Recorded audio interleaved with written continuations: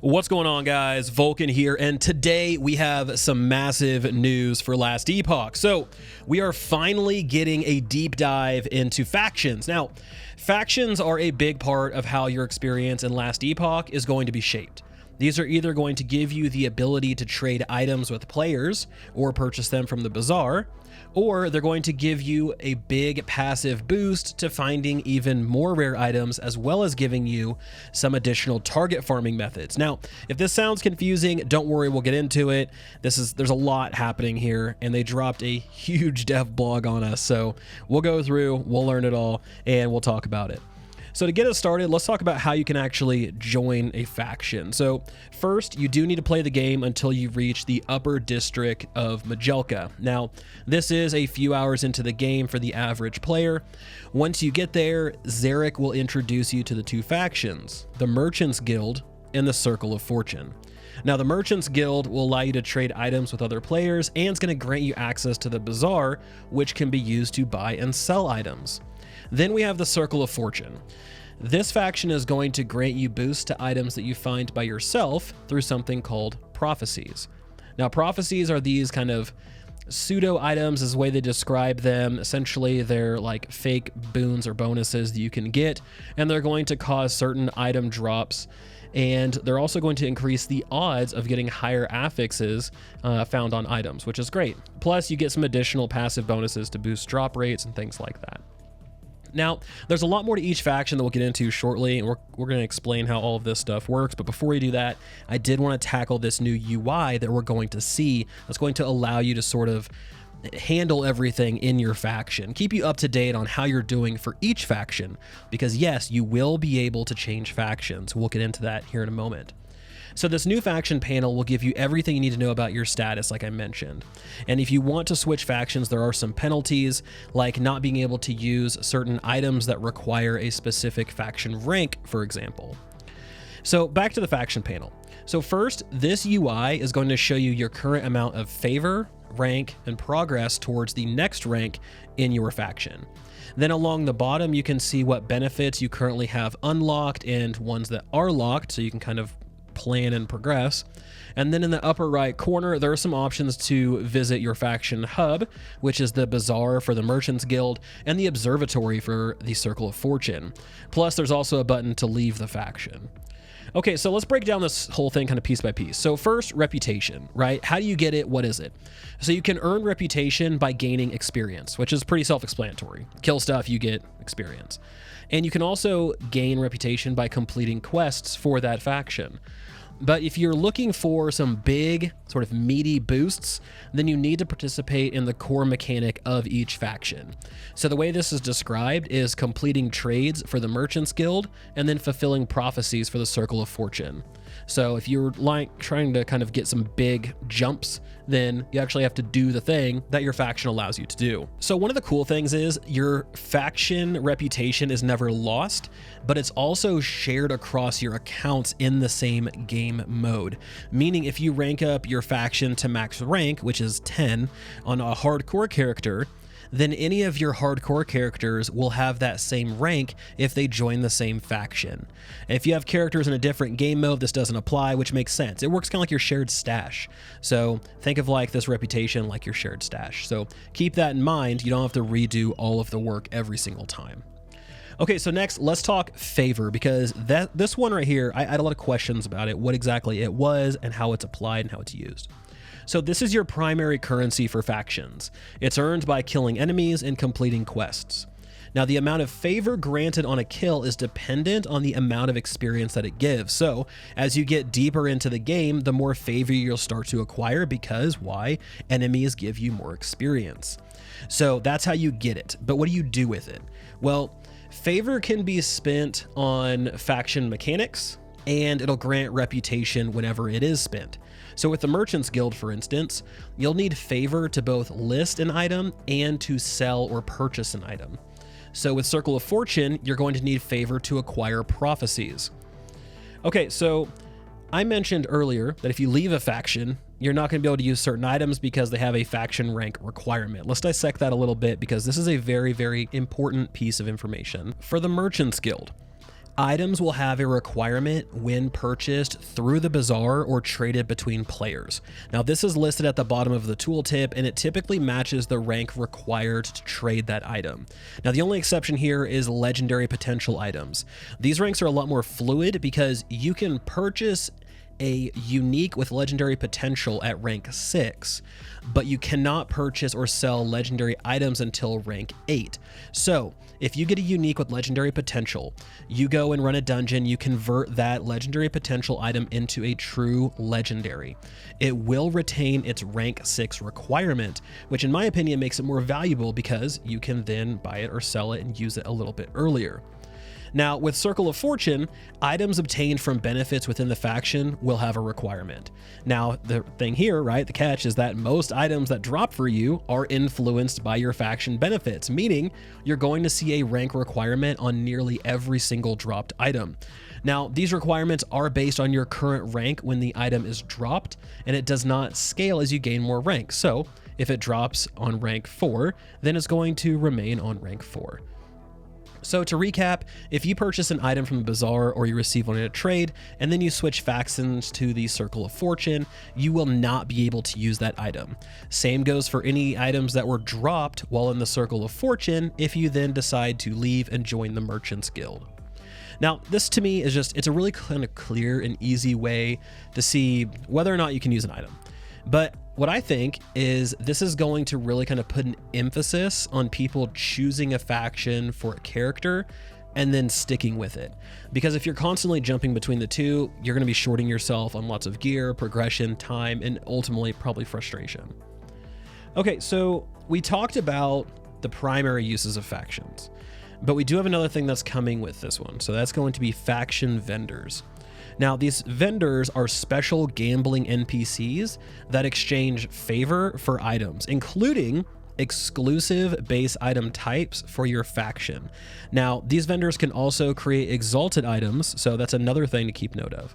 Now, the developers did mention that these base types will be extremely powerful early on, so you can lean on them as you're sort of kind of growing up and leveling up and doing all of those things with your character, but they will be outpaced by end-game items to avoid any regrets about faction decisions. Now, with that out of the way, let's get into each faction and talk about how they work, starting with the Merchants Guild. So this faction is one for the players who love to engage in game economy and who want to sort of exchange items with other players, be it trading one-on-one or interacting with the bazaar. So the bazaar requires specific ranks in order to engage in trading certain rarities. Here's what was revealed today. So rank 1 will let you trade basic items. These are your white, blue, and yellow items. Rank 2 will let you trade set items. Rank 3 will allow you to trade unique items with no legendary potential. Rank 4 allows idle trade. Rank 5 allows exalted weapons. Rank 6 is unique weapons with legendary potential. Rank 7 is all exalted items. Rank 8 is all unique items. Rank 9 is legendary weapons. Rank 10 is all legendary items. So getting to rank 10 will take some time according to the developers. So if you really want to invest and reach a certain benefit for a faction, it's wise to just align yourself with one and keep at it. Don't flip-flop. If you want to kind of switch on the next cycle, aka season, aka league, then you can do that. But for the time being, pick one you really want to go with and just go with it. Okay, so there are some important limitations for the Merchants Guild. One, when an item is purchased from the bazaar, it is marked and cannot be resold. 2, you cannot trade items from other factions on the bazaar. No going to the Circle of Fortune, getting those exclusive base types, and then going back and listing those on the bazaar. That's not something you can do. 3, as I mentioned before, you must have the right rank and currently be active in the faction to trade on the bazaar. Okay, so let's talk about the purchasing process. So they did a really decent job with the UI, kind of showing each item, its affixes, and providing players with search filters to find what they're looking for. They gave us an example of this kind of process through a GIF here. So once you find the item you want, you do need to have the proper rank, the proper amount of favor, and the amount of gold in order to complete the purchase. Once you purchase the item, it'll be put directly into your inventory. Now, on the flip side, to sell items, you need to visit your personal stall. This can be found through any vendor in the bazaar in Majelka in the Divine Era. Keep that in mind, it has to be in the Divine Era. Now with your stall open, you can view all of your listed items and previous sales. Next, you want to click on list an item. You'll drag your item into the window. It'll automatically be assigned a favor cost. You don't have to worry about kind of dictating the favor because this is an automated system and it's really just kind of the price to pay, right? Then you need to enter your asking price. What is the gold that you want? Now, the nice thing here is that the faction doesn't take any cut of the gold cost. So if you enter 10,000, you're going to get 10,000, which is super nice. Now, when your item is sold, you can gather your gold from your stall at any point in time. You just have to return back to it. Okay, so that's how the merchant guild works, which is pretty straightforward, I think. I mean, it's honestly just buying and selling things. Next, let's chat about the Circle of Fortune because this one gets a little bit more convoluted. So when you join the Circle of Fortune, you're going to be sent to the observatory, located again in Majelka during the Divine Era. Now, just like the Merchants Guild, there are some ranks and benefits that come with each one, and you need to understand these. Rank number 1, increased enemy drop chance. So enemies will have a 35% chance of dropping twice as many items. Rank number 2, you have a 45% chance for runes of ascendance, which are the ones that take an item and convert it into a unique item, to be preserved when used on an item that requires at least Circle of Fortune rank 1. Rank 3 is increased idol drop chance. So whenever an idol drops, there's a 25% chance for 2 more to drop at the same time. Rank 4, exalted affixes are 50% more likely. Rank 5, 35% chance to double the reward from a monolith echo. Rank 6, uniques are twice as likely to have legendary potential. Rank 7, T7 affixes are now twice as common. Rank 8, items that would drop as rare above level 44 have a 25% chance of becoming exalted. Rank 9, when a set item would drop, the whole set drops instead. That's wild. That is wild to me. Rank number 10, items from prophecies are duplicated. So you essentially get double the rewards, which I absolutely love. So as you can see, I mean, if you're a typical solo self-found player like myself, this is amazing. I love the way this faction is set up. I feel like my time and effort is going to be rewarded more and more as I climb the ranks, and I don't feel like I'm going to be constantly at a disadvantage just because I don't want to go through the burden of selling and buying items and all of that fun stuff. But the thing is, these bonuses aren't the only thing that come with joining the Circle of Fortune.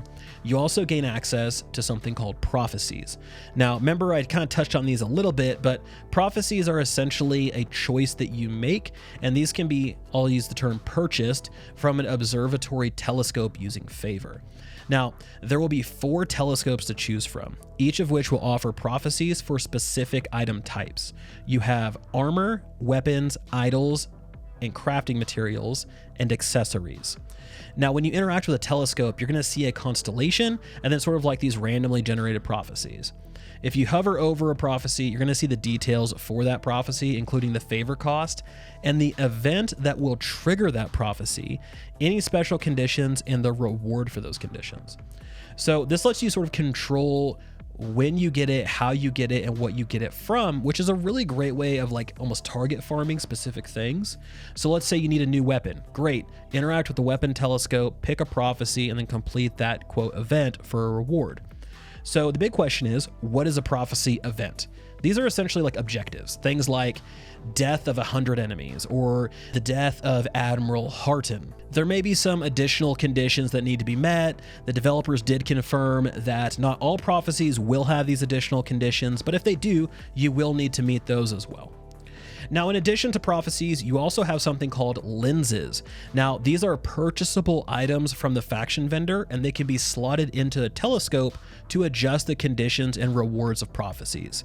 Now, these are permanent, which is great. When you buy a lens, you get the lens. You can use it and remove it as many times as you want. Now, this gives some huge control over what types of prophecies are generated, and I think they're just a great addition. So guys, those are item factions. I think they're a really unique approach to the almost never-ending issue of player economy and trade versus players who just want to find items themselves. I'm curious what all of you guys think about this system and what faction you're leaning towards. For me, you've probably guessed it, it's the Circle of Fortune. I love finding my own drops. I love getting those bumps to chance and being able to find specific things. All of that would be really great to have. But before we get out of here, I did have one last system to touch on, and that's player gifting. If you play with another person for an extended period of time, then you're going to earn a new drop called Resonance. Now, you can use Resonance on an item which will enable it to be gifted to that specific player, even if they're not present when the item drops. So if you have that friend who's looking for like, oh man, I really need this perfectly rolled pair of gloves, and then you're out, farming and they drop for you and their friend's offline, it's like, oh man, typically it's like, well, you weren't here, sorry bud. Now you can spend that Resonance on that item and then trade it to them, and they'll have it, and you'll be a best friend. And that's just the way it is. You'll probably be the best man at their wedding. Now, Resonance comes in different rarities. So you have Obsidian for Legendary and Exalted, and then you have Golden for everything else. Resonances are placed into your crafting inventory, so they don't take up inventory space, which is just a great idea. Love that they went that direction. Now, this way of trading is completely separate from factions, so no matter what faction you join, you can always build up Resonance and play and trade with your friends. So all in all, guys, I think this was a very much welcomed dev blog. So many questions about how these factions would work, how trading in general works. These were flying all over the place. I saw them so often. So I'm glad they took some time to put this whole thing together. And I'm glad they did it ahead, and might I say way ahead, of last Epoch's 1.0 launch, which is dropping on February 21st. So this has been something I've been looking forward to for a very long period of time, and I plan to really kind of hone in and focus on last Epoch quite a bit as my primary game to cover for, well, quite a while. It's a game that I love to play, and I'm excited that we're almost there. So before I get out of here, there are also some Twitch drops going on at launch. So find your favorite Twitch streamer. I am not going to be streaming, but find them, make sure their drops are enabled, because you can get some of these really cool items that I'm showing here. So be sure to tune in, check out the cool things they're going to be doing, and unlock some really cool items. Thanks, guys. I appreciate you guys watching so much. It's good to be back in the saddle and doing some more content again, and I will talk to you guys next time.